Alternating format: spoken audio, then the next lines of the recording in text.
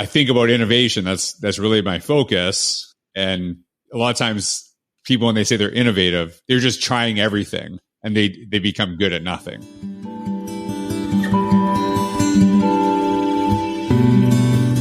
Welcome to the Optimalist podcast, where we have set out to examine the higher order capabilities that we need to build an optimal future with AI.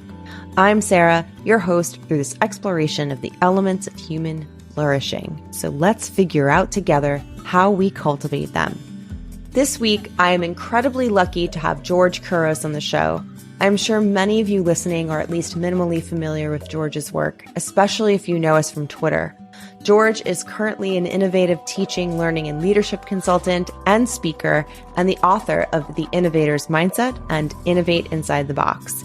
He is also co-owner of Impress Books. He has worked at all school levels from K-12 as a teacher, technology facilitator, and school and district administrator, and he's currently an adjunct instructor with the Graduate School of Education at the University of Pennsylvania. Among his beliefs is that creating a collaborative environment with all stakeholders will help to ensure that we meet the best needs of all children. Today, George and I talk about the past, present, and future, if we can even call it that, of innovation itself. What does innovation actually mean, and does the way we innovate have to change now? All of this and more on today's all-new Optimalist. You and I were talking earlier is really about innovation, right? And what that means, what that looks like. And I think a lot of people, when they look at innovation, they think of it synonymous with the term technology. So you have all these new technologies, artificial intelligence, all these things that are coming our way.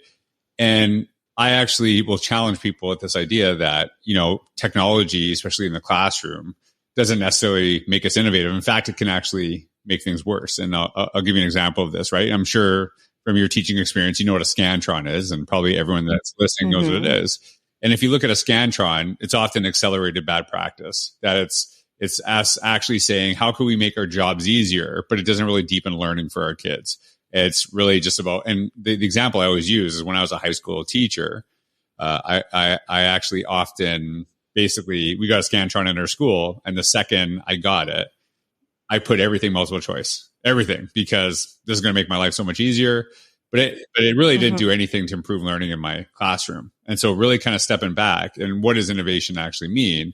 Well, it's just doing new and better things. And part of it is, how do we adapt and deal with change? How do we actually take advantage of change? So that's always something I'm kind of looking at, because I think that when we think about innovation, we look at things like, things have changed so significantly over time. So what does innovation mean? Well, innovation actually kind of means the same thing 10 years ago as it does today. How do we do new and better things? How do we actually take advantage of change, not just deal with it? When you looked at people dealing with COVID, it was this thing that was thrust upon people, and they didn't know what to do, because we're often not comfortable with change.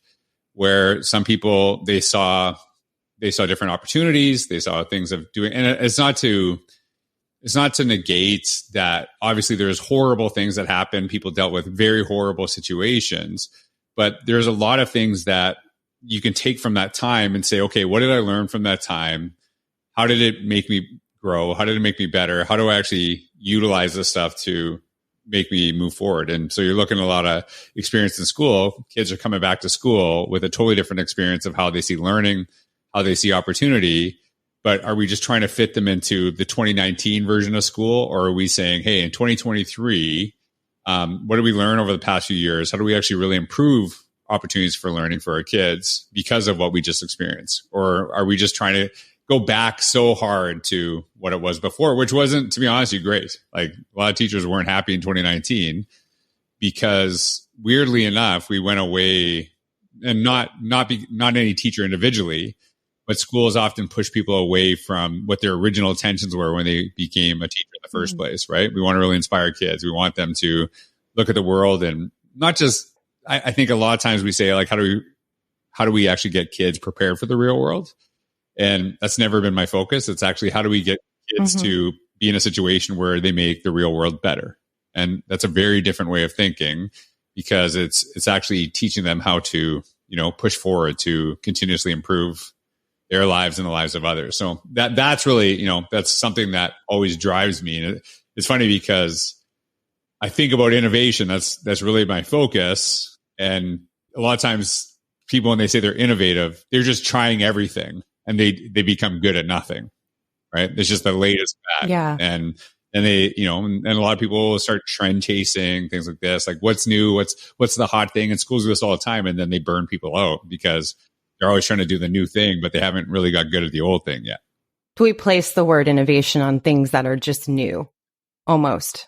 Well, yeah, I think we just say, when we look at innovation, we're like, how are we using this? How are we doing this? Right. And we just synonymously replace it, but it's really about a way of thinking. How do we do new and better things? That's simply it. My whole work has been to not only get people to embrace it, but to already understand how they've been doing it. So you take a teacher who's, grade 1 teacher who uses no technology, and they hear the word innovation. They don't see themselves in that space. But then I talked to them, and I had a really good conversation with a teacher recently, and she asked the question, how am I already innovative? And I just thought it was a really powerful question. And I said, have you ever had a kid who struggled with reading in your class? She's like, of course. I said, okay, so you probably learned a bunch of things in college, learned a bunch of things in professional learning, and none of those things worked. Did you just say, well, I guess this kid's never reading again? Like, that's never going to happen. Or did you take what you knew and actually maybe understand who the kid is, and then actually modified it and changed some things to help the kid, and then the kid was successful? She's like, of course. And I said, well, that's how you're innovative. It's like, sometimes it's just taking what you know and is deemed as the practice, and realizing it doesn't work for the person right in front of you, but just switching some things up, changing some things to help the people you serve. And really, when you think about innovation, it's really having empathy to understand the experience of others, to actually help them improve their situation, help, to better assist them. So I think it's not, like I said, innovation for me is more about depth than it is about new. It's more of a transformation, right? Committing to being able to transform, even if it's something like the situation example that you were just explaining. It doesn't have, the word transformation is like a big word, and people think of like complete turnarounds or making something completely different, but it can be just changing small things, or helping one person to actually see something differently, or to change the way they're behaving or something like that. It could be iteration or invention. And so it can be both of those things. And I'll give you an example. So if anyone listening to this right now, if we said to them, hey, for listening, you're going to get a new iPhone, a lot of people would be excited, right? So of course they'd be excited. But if I said, I didn't say which version, so it's not the 15 titanium one, it could be the first one, right? And if people, the first one's like a brick now. It's one of the most useless things compared to what we have now. But at the time, that brand new thing that never existed before was totally innovative. So that was a transformational thing. But, now people are complaining that the 15 isn't so much better than the 14, right? But, there is ways that it's better, whether it's the camera, whether it's speed, things like that. So that's the iteration. So there's, when you look at just the iPhone and the process of it, you can see how subjective innovation is at different times based on what we've already experienced. So it can be that beginning, that transformation. We have this thing that we've never used before that really defined a lot of things, but it can eventually also be that iteration of like, how did we actually take what we had before and then made it way better? So I don't think it's an either or, it's both, but you got to kind of look at things on different spectrum, because nobody wants the iPhone 1 right now, right? Nobody wants that one. Right. Even though when it came out, it's amazing. That's a great example too, because it's just because something is new, like what you're describing, something is new to us and it hasn't existed before, does not mean it's a game changer. Right. Well, then the iPhone was, but the Zune wasn't. Yes. Right. Yeah. I don't know if you know what the Zune, right? I do. That just like sends a weird ping. But you haven't thought of the Zune for years, right? The Zune was the thing. Like and nobody was like, "Oh, this Zune is changing everything." And most people listening to this right now are Googling what is a Zune. Like they have no idea what I'm talking about. So like, not everything that's new makes things better. I remember somebody that I was dating at the time had one and lent it to me, and I didn't know what to do with it. Yeah. There you go. They were like, "Oh, I put a bunch of songs on here for you." And that's that's probably why you broke up with them, right? I was looking at it like this. Are you kidding me? Why would you give me a Zune? That was the end of it. And that's why they were That's horribly the end. dating. Yeah. Swipe left. So I kind of wanted to stick on that idea for a minute because now you made me On the Zoom? think about a few Talk about the things. Zoom. Oh yeah, on the Zoom. This is now called the Zoomcast, where we bring up weird stuff that no one remembers, and think about how it could have been innovative, but isn't. Well, no, I'm thinking a little bit about some stuff that we were saying before we started recording, but sticking on the innovation line for a second, you mentioned before this idea that really innovation, like the definition of it and what it is and how we think about it hasn't changed. You said in 10 years, well, hopefully true, right? Hopefully, right? But for like some people, it's just a constantly moving target on how we even see it. And like full disclosure, I think that sometimes in education we're notoriously for just saying words, but not really saying what they mean. Yeah, right. We just say the stuff because we say the thing.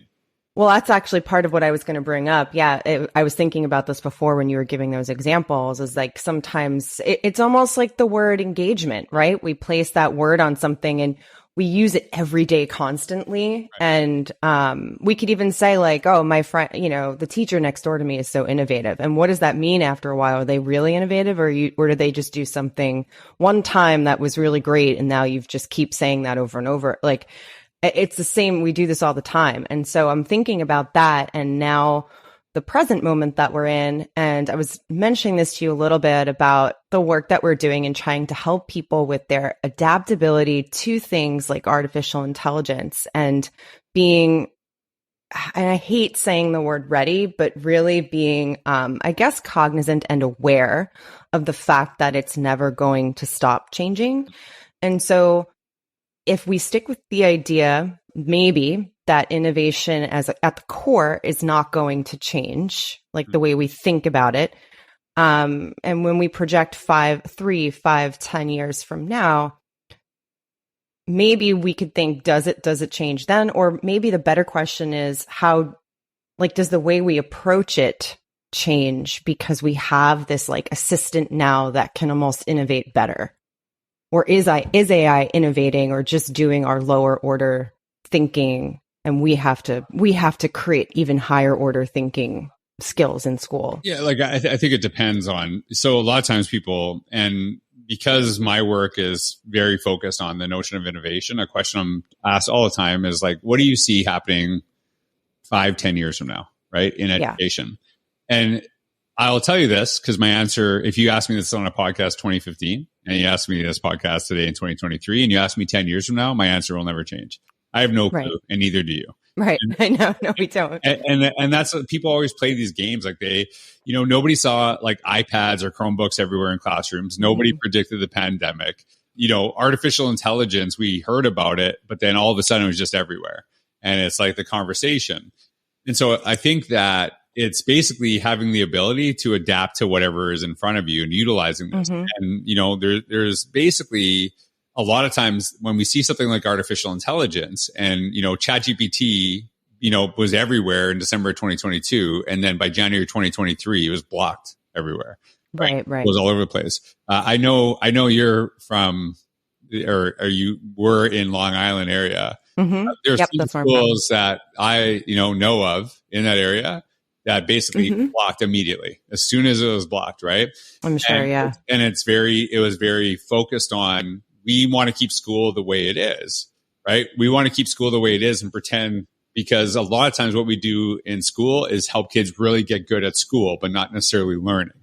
And it's almost like separating the two. And I think a lot of times when you're looking at this, my question, or my focus is, we often are jumping straight to the teaching without doing the learning ourselves. So I wrote a blog post on this. And it is basically saying like, hey, what's the first thing we should be talking about? Like, what's the negative of this? Like, what's the bad stuff that comes with this new technology that comes in our way, right? Okay, so let's talk about that. Now let's talk about what's the possibilities. Like, what's the really good things? Okay, so we start, and it's very intentionally getting the negative stuff out of the way, like addressing it, but then kind of looking for a pathway forward. And then it's asking the question, okay, how do I actually utilize this in my own life? And like, what are some of the ways? So for example, right now I'm training for a marathon. Instead of like trying to find the best marathon training plan, going through paywalls, doing this. I just had ChatGPT make a marathon plan for me, basically make the schedule, go through the process, utilize this. And then, because I'm Canadian, we just moved to the US. I said, hey, change miles to kilometers because I don't have that measure on my phone right now. And so then it made it. And it's weird because that when I went through that process, it was kind of a light bulb moment that Google is too slow. Like that's where we've got where Google was too slow. Like it was actually going to be way more of a process than the using ChatGPT, right? So then the progression from there is when you start seeing value in your everyday life. Okay, so how does this actually improve the way that I teach or what we're doing in our classroom? So a lot of schools develop their own curriculums. How could I actually use something like ChatGPT to help me design that? And the best analogy, there's a gentleman I saw, his YouTube channel is it's Minority Mindset. And he talks a lot about financial businesses. He was talking about the impact on the economy, and the way he defined it, the way he looked at ChatGPT, he said it was like a second brain, right? So like utilize a second brain. It's not meant to replace you, but it can really enhance some of the stuff you're doing, and get some of the legwork down of what you're doing. So yeah, you might have it say like, hey, build me a curriculum with this, and it depends on the types of questions you ask. But you're not going to go with that exactly as it is. You're going to do some modifying because you have to know your students. And then after going through that, like what are the positive negatives? How does this go to my life? How does this improve like what I do in the work? Then we talk about how we utilize it for students. Because if we don't see value for ourselves, we don't want to teach it to our kids. So I think a lot of times what we do right away is we either talk about the positives and negatives and jump to like, how do I use this in my classroom? And it's like, well, how can you utilize this in your classroom if you don't even know how to utilize this in your life? And so I think that's part of it too, is having some patience with the process, because even if you start using the classroom, but you've never used it in your life, you're not going to use it effectively. And you're going to maybe do the same essays that I was asked when I was a kid in the 80s in high school. Right. And then you're like, oh, wow, they've improved dramatically. Well, of course. Yeah. Yeah. Like, wow, these kids really picked up their writing the last month. It must be me. And so it is, I think, and like, even like I have my own podcast and I do book reviews, and I actually will say like, hey, I read this book. Here's something I'm really interested in. And here's the review as I took from ChatGPT. So I actually reference it. And it's me modeling that. But then when I talk about my takeaways, and you and I were talking about this before, there's a really human connection to my takeaways and the stories that I have that are connected to the book. ChatGPT couldn't do that because they don't understand my experiences and the things I do every day. But it was like, how do I make that connection between the two things? And so me actually saying out loud, I said, instead of doing like a super long, hey, write me a summary of this book, I'll say, hey, write a summary of this book in a 5-tweet thread. So even though I'm not going to tweet it, it just makes it really nice and concise so that I can share it easily with my listeners. And then I reference it. And I think that's something that we can do. Like, at one point, Wikipedia, do not reference Wikipedia. And now it's kind of a normal thing. People don't really ask about it. And maybe some schools do, but we have to like, a lot of times the conversation was, well, Wikipedia is not as accurate as, for example, a dictionary, right? Right. Or an encyclopedia. And it's like, well, that's not necessarily true, because an encyclopedia, so if you're talking about if it's accurate or not, time actually matters. Like what has changed. And encyclopedia, once it's there, right? Whereas Wikipedia changed. Now we have to understand, because Wikipedia is made by people, there is a bias with it. And so you have to kind of look at that process too. But I think it's just kind of saying like, here's where I got this information from. And maybe here's, but for me to be able to share that, I actually had to read the book and really kind of understand if it's actually accurate what it's saying and what it's. So I think part of it too is, how do we use it as that second brain in our own world? How do we use it to improve our lives, improve our workflow? And then actually talk about how would students see the impact of this? Because like, as we're recording this and when this is released, it's going to get better. Like it's only going to get better from when we, who knows, we might be replaced by this conversation. I don't know. I'm never, this is always, and this is why I say like, I don't know what's going to happen in the future, but what I do know, I'll be fine. I'll figure it out. And that's the mentality that we have to instill in our teachers and our staff and our kids, is that whatever comes our way, do you know how to deal with it? That's what really, really matters. And I think That's what scared a lot of people is when, something like COVID and we go remote, they're like, oh, I'm not used to this stuff. And it's like, I remember being really upset for like a day. And I'm like, well, hey, I'm focused on innovation. If I can't figure this out, we're all in trouble. So I just started doing some different things. And what do you see as, I guess, common barriers that teachers, either individually or schools as a whole, find in embracing that ability to adapt, or embracing this mindset of, we can change, like we can change with whatever it is that's changing around us? What are the barriers that we see that kind of stop that or really halt that progress? Yeah, I think it's a lot of times it's time, right? That it is like, and unfortunately, time is often not our own. And you look at, hey, we want people to explore this stuff. We want people to be cognizant. But a lot of times in education, there's administrators, there's school district, offices, just inundating people with time with stuff that it doesn't necessarily matter. And it's just like, and I think part of it is we want people to be able to embrace new things and learn new ideas, but then we're just bombarded with initiatives, and it's that focus. Like if I ask, let's say there's 100 teachers from the same school district, listening to this podcast right now, and I said, hey, what are the top 3 initiatives that your school district is focused on? Would I actually get 3 answers, or would I get 200 answers? Right. And then we're like, well, why won't people embrace change? It's because they're just they're treading water right now because we're just so pushing stuff onto people, and then we have to kind of pull back. Like literally before I, jumped on this with you, I was writing about kind of basically, it doesn't matter the decade you went into school. Like if you're listening to this, you went to school when I did in the 80s, or you might be listening to this and you just graduated high school. I don't know. The really interesting thing is the time frame of the school day is almost exactly the same no matter the decade. But the expectation on teachers just goes up and up and up. And so that's an unsustainable thing. So as an administrator, one of the things I just was writing about is that if you're saying we want to try this new initiative, you have to be very explicit and say, okay, what are we getting rid of? Like, what are we no longer having to do? Because it's just like we just add and add and add, but then there's no subtraction, and that's unsustainable. So I think part of it is giving people time, but also how do we look at learning? Do we look at it as, professional learning days? A lot of people are listening to this right now. It's, you hear someone speak, you take that 10-minute break, you go to the next session, and it's just like filling your head with information because we're like, oh, we have no time. And so we fill you with a bunch of information, and then people walk out of that and they're like, they can't even remember what they did 20 minutes earlier because they're just so overwhelmed. And we do the same things with kids in high school, especially.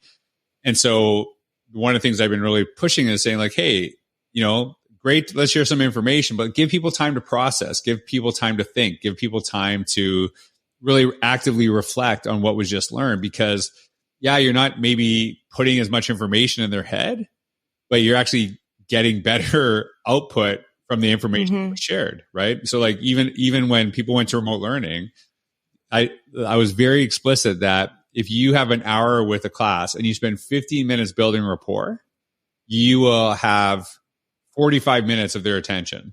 But if you're like, I only have an hour, and then you share as much information as you can in the hour, but they didn't listen that whole time, I'd rather have 45 solid minutes than an hour of like waste of time. And so that's the thing is that if you talk to people that went into education, that if they go to a conference, you say, what was the best part of the conference? Like 90% of the time, they'll say, just having conversations in the hallway with my colleagues. That was like the best part. It's often why people go now. 100%. Right? And so, so explicitly, when I go into professional learning days and I lead them or I'm asked to come in, I like explicitly make time for people to be able to have conversations in the hallway with their colleagues. And sometimes they have great conversations. And sometimes they just walk out of there and go for a walk outside because they just need to catch their breath. And I'm okay with either. And because like, I can't take any more right now. Something else is going on in my life. I just need a second to myself, and that's okay. I taught English and journalism, and I think of how many PD days we would go in, other people in my department, and we would come in with a stack of essays, and that's what we were going to be doing in PD, grading essays at the back of, that's what we did. And there was never any further expectation. I'm sure, and it wasn't just people that had essays to grade. There were people grading math exam. Like everyone was doing something. Very few people were 100% paying attention, but there was never any further expectation placed on us that what we were, the room we were entering for that hour or two was more important than the work we had to do for our job, for our daily job. It was just, the idea was you have to show up at this room at 4:00 and we check the box off that you were here. And there's nothing really, there's nothing transformational about the experience existing in itself. And so everyone from the top down is just checking off that it happened. Right. So there's a huge difference between you being there and you being present. And I think that was a really important aspect. And so like that what you just said, I knew this. And when I was a principal, for example, we moved to portfolios for our students. So we had all of our students have their own portfolios, but part of the process was I wanted all my teachers to have their own portfolios as well. So as I was saying earlier, there were certain things that were expected of evaluation of teachers prior. And I said, okay, we're moving to portfolios for our students. I want everyone on our staff to have this. Here are things that we will no longer do. So I listed, hey, this is how we've typically done evaluations. This is no longer needed. We're moving these portfolios. So the teachers had time to like actively write their reflections on the stuff that they're doing. So basically I remember one day specifically, we brought people in, we showed them the like nuts and bolts of how to put things together. And I think it was around 10 a.m. This is a full day professional learning day that I'm leading with my staff. So, hey, it's 10 a.m. What I need you to do, I need you to write something and talk about something you're doing in your classroom, and you're going to write it in your portfolio so you can actually go through this process. So whether you do that here, whether you do that at Starbucks, whether you do that wherever, you just got to do it. And at 2:00, we're all going to meet and we're going to read each other's. And so you can go for lunch right now. And what was interesting, some people are like, I can't eat until this is done. And some people are like, I can't get this done until I eat. Right. And that would have been me. I would want to do it and then go out. Right. And you just want, because you don't want it sitting on your head. And I'm the same way. Like, I feel like sometimes when I have to do stuff to like get the reward, right? Like I have to check the box, where some people are like, I cannot focus until I like get, eat something. And so everyone was doing in a different way. And then, but the accountability was at 2 p.m. we're going to read each other's. So they had to get it done. Right. So then they all started reading each other's, and it was like kind of like they got to see into each other's classrooms in a totally different way. But then they went through the process, and then they started saying, this is really interesting. Like, I love this process. Like, how can we do this with our kids? Which was the point, was like, how do you move this to how we do things in our classroom? So I remember I got some pushback from my superintendent, because I was basically saying like, hey, I trust you, go wherever you need to go. Some of them are going for lunch at 10 a.m. Some of them were going at 1 p.m. They're all over the place. And I had the exact same conversation we're having right now. I said, you actually have other schools right now who are just having their people from 9 to 12, 1 hour lunch, coming back 1 to 3. You have no evidence of their learning. None. You just know they were there. Whereas actually, you want to see what my teachers learn? Read their stuff. Here you go. Yeah.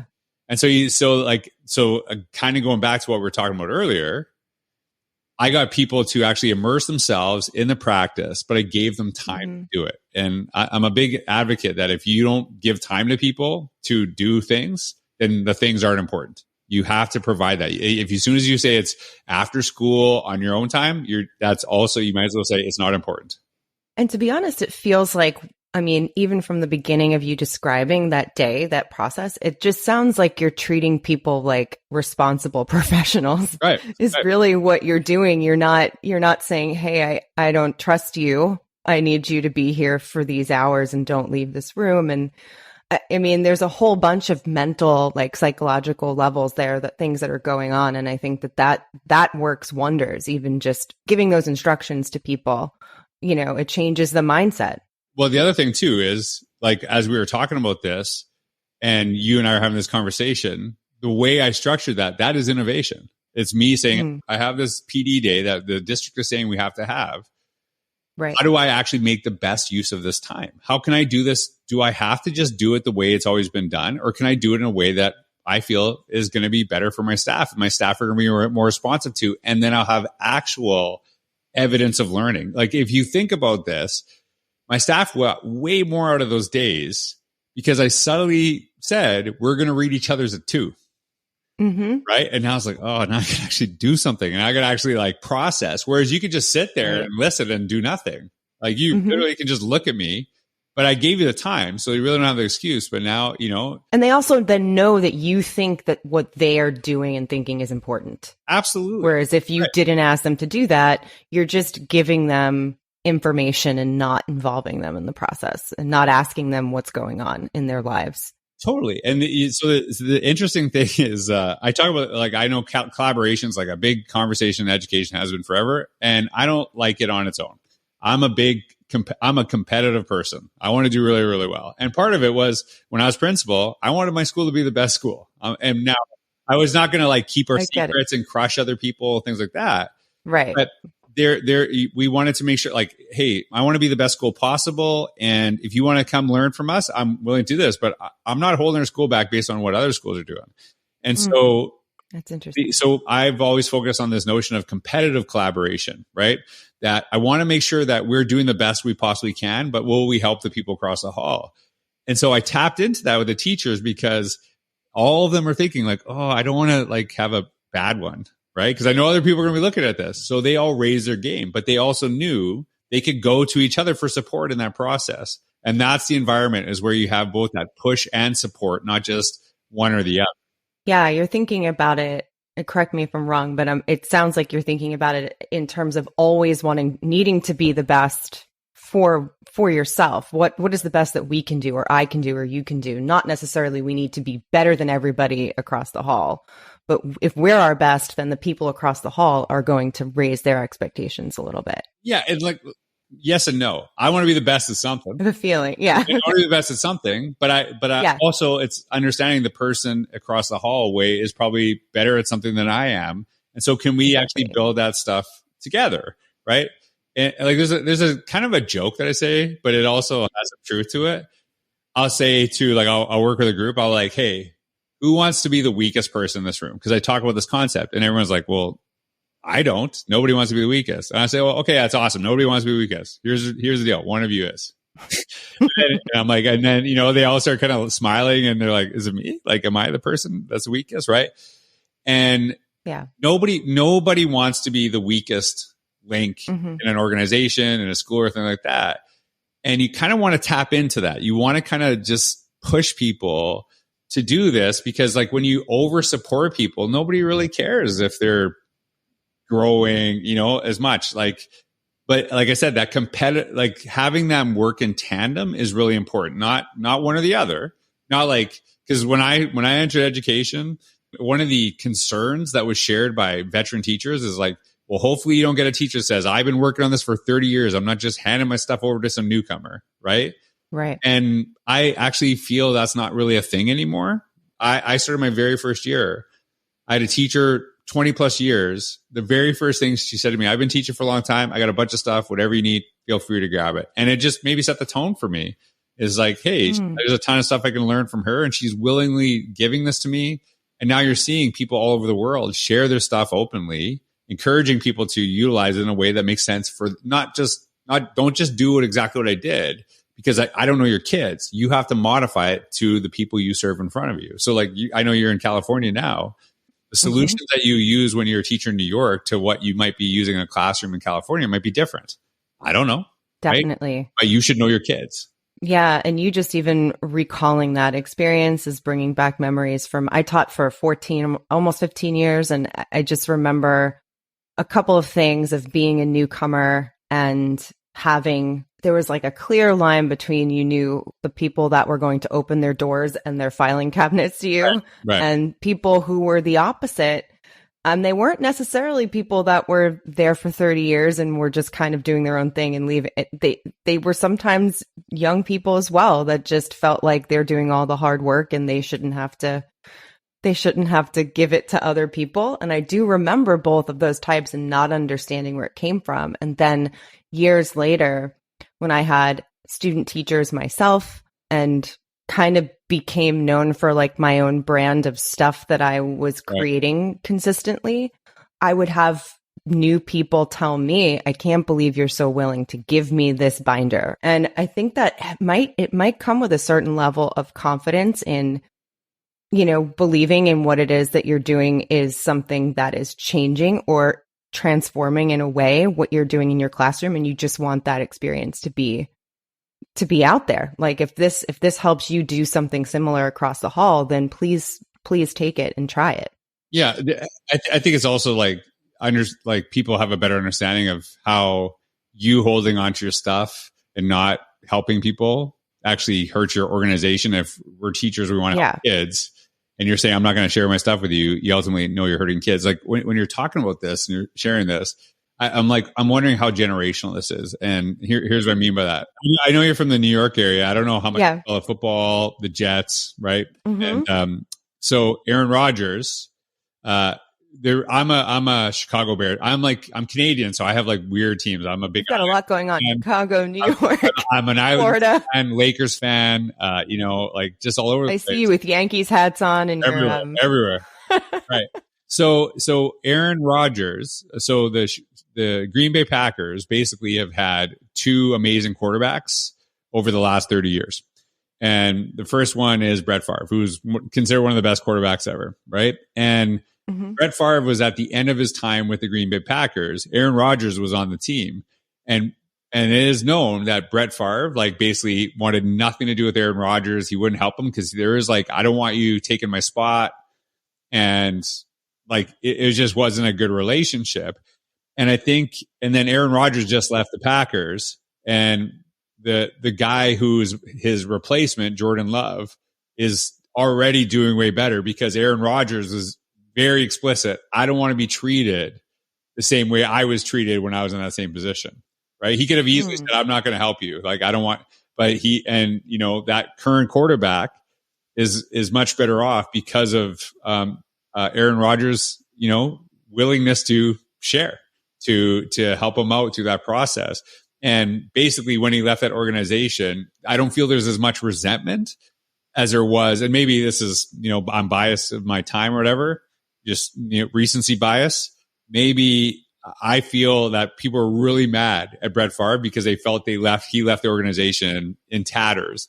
Whereas when Aaron Rodgers left, people are like, okay, well, he did mentor this person to put him in a situation. And it is, I think that's when you're talking, that's the first thing that kind of pops in my mind is the difference between the two approaches there and how one actually leads to the long-term success of an organization and one actually can harm it. Right. That actually is a good transitional story, I guess, to how I wanted to finish this conversation, which is thinking about how all of this stuff really is applied to leadership in a school organization, and how I get this question a lot. I've been talking to a lot of principals lately who are really looking for, they feel like there isn't appropriate guidance right now for leaders specifically in how to help their teachers navigate this crazy time of rapid growth and rapid change, and needing to, we like to say around the Optimalist and Swivel these days that we're now in a time where it's very different from thinking about when the internet was new, when cell phones were new, when smartphones were new, because you could, in some ways, and some people are still doing this, ignore some of the technology and get by. And now we're at a time where you literally cannot ignore the change anymore. The change that's happening now will have to be embraced in some way, and you will have to adapt with it. And so, I'm hearing a lot of that from principals who don't even know each other are repeating those same statements to me. We're looking for the people that are here to lead us through how to lead others through this change, because it's not the same as it was as what we would have done before. And so I'm looking to see if you have any ways that you're thinking about or advice that you might give to school leaders in helping teachers navigate how to embrace adaptability. Well, I think it's kind of going back to what we were talking about earlier is how we utilize our time, right? So yes, I was thinking, and I won't say where it was, but it was, I remember walking to school district and working with their leadership team and knowing they are a one-to-one, every kid has a Chromebook computer, that they have access to all the time. And the big conversation was that they're having a really hard time with their teachers being okay with it. And I was looking at the room. I said, well, I notice none of you have laptops, Chromebooks, nothing. You're all writing pen and paper. And they're like, well, we don't really use that stuff because we think it's not appropriate to be on our devices when someone's here to work with us. And I'm like, so basically you're saying you are what you're complaining your teachers are. Cause like, so like, why wouldn't your teachers use the same argument? Well, we don't think our kids should be on these devices, during this time because you're saying basically it's disrespectful to be on these devices. So now, like, are you actually asking your teachers to teach in a way that's very different than how you're leading your time specifically? And I think part of it too is when you look at education, we have this mentality, and it's been forever, that once all the new teachers enter the profession, that everything will change significantly because they grew up with this stuff. They're very comfortable with it. So everything will change. But that's never happened. And I would argue it's never happened because we often teach the way we experience school. And I'll give you an example. So I'm from Canada. You're, New York, living in California. Have you ever heard, or maybe you've said this, the bell doesn't dismiss you. I dismiss you. Right? You knew what I was going to, you knew that. Oh, I know exactly. The second After part. 2 words, I knew exactly. So how do we both live in we're in 2 different countries. Yeah. And I said something and you could have finished that sentence. Like you knew it, right? Well, some teacher said it to you and you might have said it to some of your students. So it shows you how basically traditions in education are passed down year after year after year after year. So like you grew up with totally different stuff than the teachers before you, yet you're saying some of the same things. And so part of it too is when we look at education, when we look at the experience that the educators have when we're learning together, how do we actually change the experience so we don't just tell them what learning should look like, but they actually experience something different? Like even just giving you the example of how I said to my staff, like, hey, go out and blog, right? Go out and do this. You got to go write. You got to utilize this stuff. It got them having the conversation about how they utilize these things. And like you think about in education, there's a lot of conversation about parents and caregiver communities that's happening in education. I think it's really good conversation. I think it's really important. And the mentality for many is, oh, parents don't want anything new in education because they're so stuck in their ways. And as a parent myself, I know that is a false statement, and it's a cop out. And the reality of it is, parents don't want what was done to them in school. Parents want what's best for their child. I truly believe that, and like I would make that assumption about any parent. But if they know no other experience than the experience they had when they were kids, and they just think they just default that that's the best because I turned out okay. Like, why would my kid? Right. That's the statement. Yeah. So one of the things we did when I mentioned the portfolios thing, we actually brought parents in to my school and we said, hey, we're going to be doing these portfolios with your kids. So what we're going to do tonight, we're going to teach you how to do them, and we're going to actually teach you, and we're going to get you to make your own and go through the process. And so I didn't just say we're doing this. I'm like, hey, you're doing this so you can have a better understanding how to guide your kids. And here's what that, the statement I just made about parents want what's best for their kids. They just don't know anything different. That was when I really kind of opened that, because I wasn't I would love to say I was so intentional with my thinking in that process, but I was just like, hey, they're kind of freaked out about this. So I'm going to teach them. I'm going to teach them how to use this. So one of the things I noticed that parents left that day and they're like, this is so much better than when I was a kid. And that was it. Then it was like, there was no sell. There was no sell to make because they're like, yeah, I want it. So they never fought me on it. They never argued with it because they went through the experience. They're like, oh yeah, this is way better. This is so much better. I wish I had this when I was a kid. And then they're so behind it. And if you can't actually bring parents in and actually experience the new things you're doing in the classroom, then you're just going to fight all the time. Right. And if you're worried about what parents will think, when you teach them these new things, then maybe you shouldn't be doing them, right? Like, I think that is an important conversation. So parents want what's best for their kids.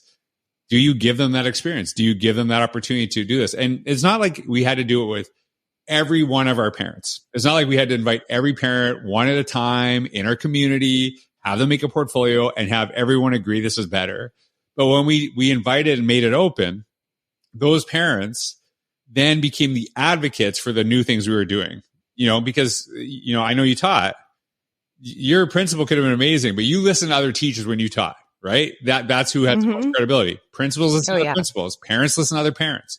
So we said, let's help some of these parents become our biggest advocates, because once they go out and say it's awesome, then we're golden. And I think that's part of it too, is, kind of going back, to your original question, what is the experience people are having? And then, part of what I do is I try to help people not just experience that, but then say, okay, now that we did this today, how could you do this in the classroom?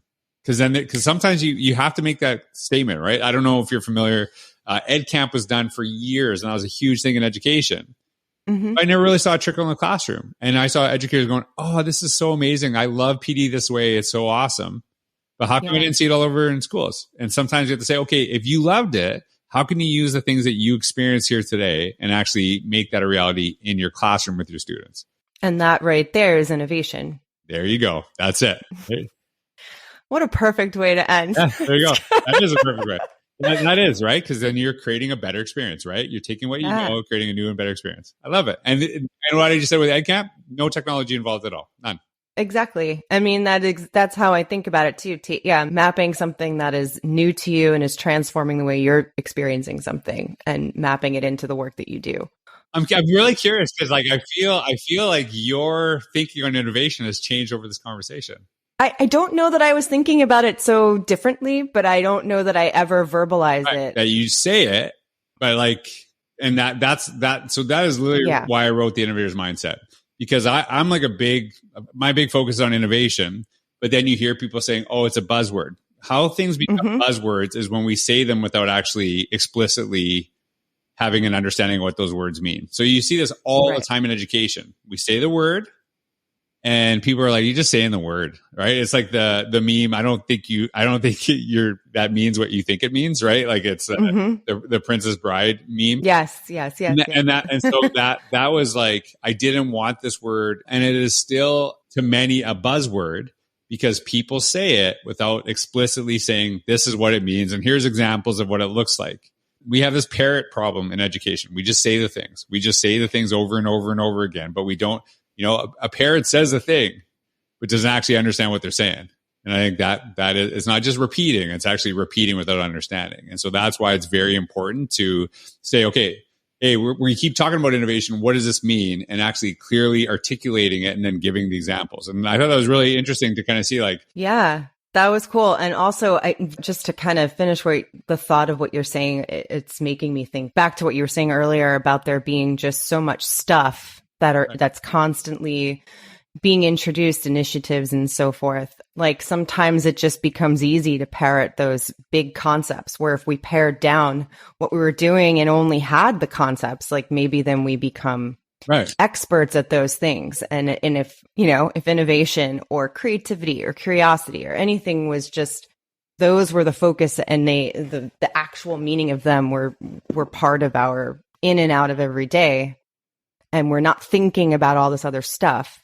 Right. I don't know. There's just so much that kind of thing makes me think about like what could be changed, and how do we? I'm always thinking like, what does it take to make not just 20 schools do this one thing, but everybody? Like how do you get everybody on board? And so that's why I brought up the leaders and building principles and stuff, because that's kind of my pivot recently has been talking to more and more leaders, because often I'll get a lot of educators, school psychologists, everybody that wants to kind of talk to me about this stuff. But as soon as I stepped out of that and started bringing building leaders in, the world is kind of opening up here, because they're kind of lost in this, and they don't know how to get their teachers really on board. And I found that to be kind of fascinating. If I hear a word repeated by an administrator like several times over, I'll stop them and say, hey, what do you mean by that? Explain that word to me. And I'm going to be honest with you. A lot of times they're like, and they haven't really thought about it. They just say it. And then that's what causes confusion and burnout, is that, am I doing the thing that they're saying? Like, am I being this person? Right. Like even when we were talking earlier about innovation, it was that question of like, how am I already being innovative? To when you see that you're already doing the thing, and like now it's easier to do it because you're like, oh, I already do that. So you see yourself as part of the solution, right? Where you're like, am I needing this too? So I think, as you're having these conversations, that's a challenge I'll give to you is like, if you hear someone say it over and over again, just stop and say, what do you mean by that? Like, explain that word to me, what it means, what it looks exactly. like. Yeah. Cause I think definitely that's what is causing a lot of these issues. We just say the words and don't actually, and people have totally different definitions of things. And we don't know if we're on the right track. I know. Can we just get up on one megaphone that reaches every school in the country at once? Yeah. I'm like, how do we get everybody? Oh, it's frustrating, but it's also the challenge that makes us keep doing this. So the very last thing I'm going to just ask you before we stop recording is I like to, two things. Sure. First one is there anything that you have been reading or listening to or watching lately that kind of has been, it could be influential in a way, but it could be totally the opposite of influential and just be something that is going into your brain that you want to give people a fuller picture of who you are. There's two books that I'll mention. One of them is Unreasonable Hospitality by Will Guidara. I don't know if you've read that. It is probably one of my favorite books ever. And I might have a bias to it because it's interesting. We were talking about how I am competitive. I'll kind of ruin the beginning of it. It is a nonfiction book, but basically it's this guy who runs a restaurant, Will Guidara, and he wants to be the best restaurant in the world. And the starting of the book is he actually is at a ceremony in New York where they're recognizing the top 50 restaurants in the world, like in the entire world. And it's like a huge deal. He's so excited. He's never been to it. And then they actually start the ceremony and then say, okay, at number 50, and they name his restaurant. And he's like, what? And he's mad, like upset that he's only number 50 of the top 50 restaurants in the world. And so basically so that is like, I'm a little bit like that guy. Like I want to be a little like, no, if I'm there, I want to be number one. Right. So we want to get right. So it was kind of interesting. So I was like hooked immediately when I started reading that.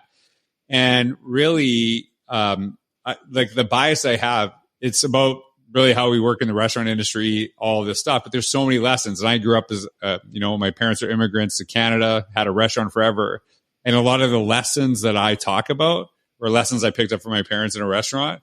And so I would say for any leader, even any classroom, some of the lessons in that book are so powerful towards education, how we kind of go above and beyond what the expectations are. And that creates a really amazing experience. The other book I'm reading right now is called The 48 Laws of Power.